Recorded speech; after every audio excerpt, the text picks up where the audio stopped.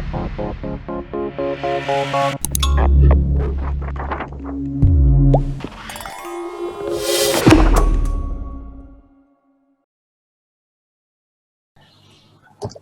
and welcome to GSMA APAC's Digital Champions short video series. I'd like to welcome Aamir Ibrahim from Jazz from Pakistan, all the way from Pakistan. Thank you for joining us this morning, Aamir, and look forward to your insights and perspectives today.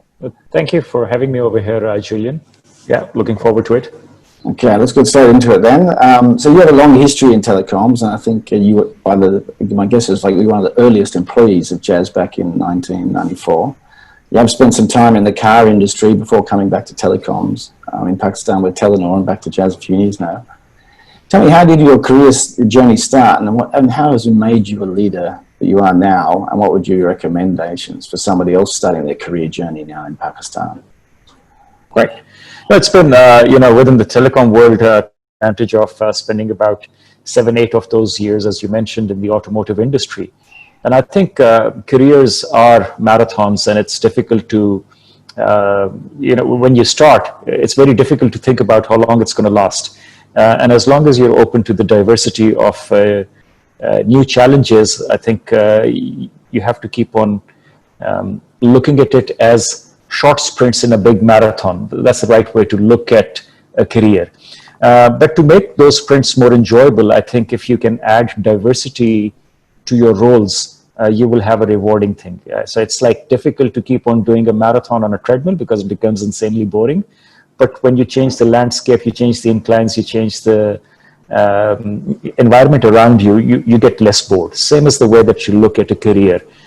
So when I took a sabbatical to go back and do my master's after about working in telecom for about 7 years, it was precisely for this reason, so that you can get a slightly different perspective. You refresh yourself with whatever is happening academically and in a test lab environment. But also subsequently, when I worked in the automotive industry, it was a different geography, it was a different industry, very different in terms of pace compared to telecom. But when I look back at it now, it was incredibly informative and insightful because as you try to become a business leader, first of all, the exposure or the diversity of those exposures and experiences eventually plays a part in how you evolve. So I'm really grateful, for having that opportunity of having worked in a different industry, which at that particular time, I didn't really appreciate that much.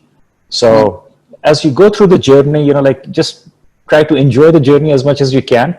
In hindsight, it is much easier to connect the dots, as Steve Jobs said. Yeah. That's a really nice inspiration, I think, for a lot of Pakistanis to see the potential of starting out in Pakistan. But moving on to, say, the mobile industry, it's advanced significantly in recent years, but penetration of mobile broadband adoption is still pretty low compared to some of the other countries in the region.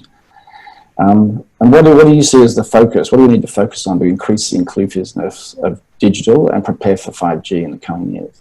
Yeah. So, Pakistan is a big country, both geographically and a huge population, 5th largest in terms of number of people living here, 220 million. And when you look at the penetration rates of even 80%, it's not impressive compared to where the rest of the world is, especially even in emerging markets. I think the challenge is for us more around broadband. And while it has only been about 4 or 5 years since we really got into this 4G race, the licenses were issued in 2014. Jazz, which is the leading telecom operator in Pakistan, acquired its spectrum in 2017. So we've had only about 3.5-4 years in which we have added about 20+ million customers. But given the scale and scope of possibilities, it still remains a less impressive number than where I would like it to be. I wouldn't bore you with all the reasons why we couldn't. I think the important thing is that where we are is not what we're happy with. And what do we need to do is really to create 2 elements to increase the broadband penetration. A, affordable handsets, and B, making all handsets more affordable. Pakistan is a unique example where the handset purchasing decision is completely decoupled from the SIM buying one. And I think the first entry barrier is that of handset purchase, which is a more involved decision. And the affordability over there basically becomes the entry barrier to whether people will use broadband or not. So as a company, what we have now looked at is really working on an installment model. And while installments is nothing new in the telecom world, in a country where less than 1% of the handsets are sold by the 4 telecom operators and 99% sold in the open market, I think we lost the engagement with customers to come to us as telecom operators to have some kind of a solution. And I think that's the biggest hurdle that we see in terms of broadband penetration. So today, I think as a country, we have about 30% 4G customers out of the 170 million that we have. You talked about 5G. 5G is certainly, something that is on our radar screen. But when I spoke to people from South Korea, they introduced 4G when they had about 80% 4G. Sorry, they introduced 5G when they had about 80% 4G penetration. So there has to be a critical cut over to go to the new technology. And for us, whether it's a country or as an operator, to invest that much onto something super sophisticated while we haven't taken the masses along with us to even get to a point where they're using internet and smartphones to allocate a significant portion of our resources on 5G, I think is a little bit too early. So what we have to do and think about is 5G readiness rather than 5G launches. And I think in that, we are accelerating our efforts to at least get the majority of our customers using broadband. That would be my first goal. Okay, fantastic. So I suppose Jazz is a leader in diversity and inclusion, and you're often very much the public champion for these issues. As a leader, how important is it for you to be a champion and a public role model in those issues within the company and also publicly? Yeah. I'm not sure if I'm a role model or not. I think I certainly do talk a lot about it because any country, and in Pakistan we have about, like many other countries, close to about 50% of our population are females. And if you're not really engaging them into productive work environment, you're marginalizing them or invisibilizing them, if that's a word to be used at all. And I think technology is a great equalizer in terms of providing opportunities, whether it is for education, whether it is for doing trade or getting them financially included into the economy. So what we do is a really great and a very logical platform for women to start becoming a more integrated, wholesome, and contributory member of the society. And once you start bringing them in here, it is going to be much more difficult for the silent majority to keep them anonymized or marginalized. So I do it from multiple reasons, not only because it's the right thing to do, but quite honestly, very bluntly speaking, for our country to move forward, how can you actually operate when 50% of them are operating or at a suboptimal level from contributing towards the economy? So it makes good business sense for the country as a whole. It's the right ethical thing to do at a human level. And that's why I'm very vocal about it at whatever forums that we do. Now, as an organization, Jazz within Pakistan is a leading organization, perhaps one of the largest private companies in terms of revenue, but also in terms of impact and scale, having 65 million consumers. It's a very big consumer name. We have to take that role modelship or role model leadership as an organization to make sure that we bring in the smartest and the best and the most willing and hardworking brains and bodies into our organization, with a special focus to making sure that this is an organization where, energized, ambitious women find a home to come and to be all that they can be. So that is certainly an ambition for ourselves. And I think it starts from the top. If I don't have women in leadership position, it's going to be more of a lip service. I can't change my own sex and become a woman and be a better role model. But short of that, in my leadership team, we have 3 out of 9 leaders who are women, which is 33%, but which is still better than many other organizations. I would love it to be closer to 50%. And we always look at that. But, we're trying to make sure that there is more visible success stories in our organization, so that more young women, when they're finishing colleges, will look at us as a place where they can pursue their careers and their ambitions. Impressive. And I think GSMA thanks you for being such a good partner with, such a leading partner in the Connected Women program as well. And if I could just take one more minute on that, you know, Jazz Cash, which is a financial product in trying to help improve financial inclusion, I think in such areas we find women even more marginalized. So while they have mobile phones, they still don't have access and you know, ownership of their own financial well-being. So I think in that particular area, we are over-indexing our support to make sure that women get a chance to be more financially independent.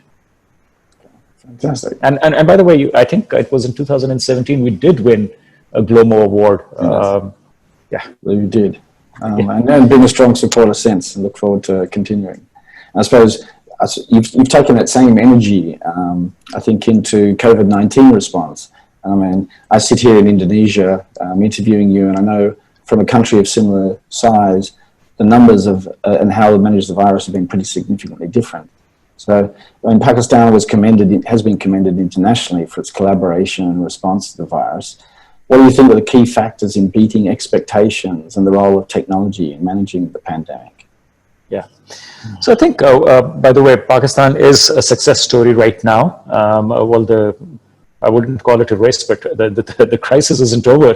But where we are compared to where we were 3 months ago, and compared to where many countries of similar population and demographics are, Pakistan is doing much better. And while we're very grateful and thankful, we may not have all the scientific reasons on where we are, we're still happy to take the credit and the success, and I hope that the numbers stay where they are. But initially, I think the country did a few good things, including introducing the concept of a smart lockdown, which relied on technology. So we had a national command and control center where every morning we looked as a country holistically on our logistical challenges to our economic imperatives, to the use of technology. And unlike many other countries, we didn't have as many smartphones. But with every test conducted, we had two other columns. One was the ID card number, the computerized national ID card number, along with that, the mobile number. And we were able to identify pockets where people were getting more positive cases. And our regulator provided services and messages to those customers who were perhaps in contact with those who had come positive. So we were able to proactively send messages and said that so-and-so that you interacted with perhaps last week or is in your contact list or may have called you has been identified as a positive case, as a pre-warning, right? And then when we saw these clusters of greater number of positive cases in certain locations, we then ring-fenced that location rather than completely shutting down the entire city. So that was the concept of smart lockdowns, and that I think has contributed to where we are as a country in terms of lower numbers. But that is one of the hypotheses. There are other things that may have been in place. We are happy to let the mystery be, but I think there were some good interventions using technology that resulted in the success that we see today. Fantastic news. And I suppose taking that further energy from Connected Women and the virus response, I suppose Jazz invests heavily in the youth, you know, entrepreneurs and startups in Pakistan. What would be your advice to other industry leaders on the importance of investment in the youth to you as a leader and as for the vision for Pakistan? Yeah. So I think, you know, of course, we operate in an environment where new ideas come from anywhere. And, you know, like we just think that the new generation is going to be more tech savvy, and in many ways they are, and we rely on reverse mentoring because they live in they're digital natives as opposed to us who are digital immigrants. I think my message to other business leaders, regardless of the industry that they're working in, is to recognize that the industry or their business is going to get disrupted. And it's not necessarily that only telecom and technology are going to be these leading companies. It's going to be any kind of company. So finance is going to get disrupted, and we're going to call it fintech. Agriculture, which is a very traditional business, is going to be agri-tech. Education is ed-tech. So there's going to be a tech component in all of these industries. That's going to become the new foundation layer. So the more open-minded the leaders are in terms of bringing in not only youth, youth automatically biases us to an age. I would call it the mental youth, which is the new thinking and the foolish inquisitiveness of asking questions and trying to do things differently. I think this is what every company must try to strive to do a better job at, whether they are from the technology industry or a traditional industry. So it's really that putting that emphasis on learning, unlearning, and experimenting. And in those cases, sometimes the kids who are just graduating out of school are perhaps a little bit less shackled by what they know and more free with what they don't know. And that's why I think we need to bring them more into our organizations. Okay, I think that's great advice for our whole industry, really. So one final question for you then is as a champion and leader for the mobile industry, not just in Pakistan, but across the region. I mean, GSMA has a Thrive event coming up early in November, where we bring together leaders from government and industry and ecosystem to debate some of these key issues for digital societies. As a leader, how important is it for you to engage with the industry regionally and globally to share ideas and share your visions and discuss some of these challenges industry faces? Absolutely important, right? We become a little bit boring and non-learning when we keep on walking the same path. It is only through interactions with others that there is some new thinking that comes to us. Either you will be a recipient of insights or you may help somebody else. But this is the beauty of this new environment where we are co-creating solutions. And I think we need to get past that thing on, it won't work over here. Or the whole beauty of being connected is that you can learn at a much faster pace than you have ever done in the history of mankind. So I really look forward to these interactions. If you go in with an open mind, you always pick up ideas. And that's what has happened to us in the past. And I think in many ways we contribute also. And as long as you have an open mind and an eagerness to continue to learn, I find these events and interactions extremely useful.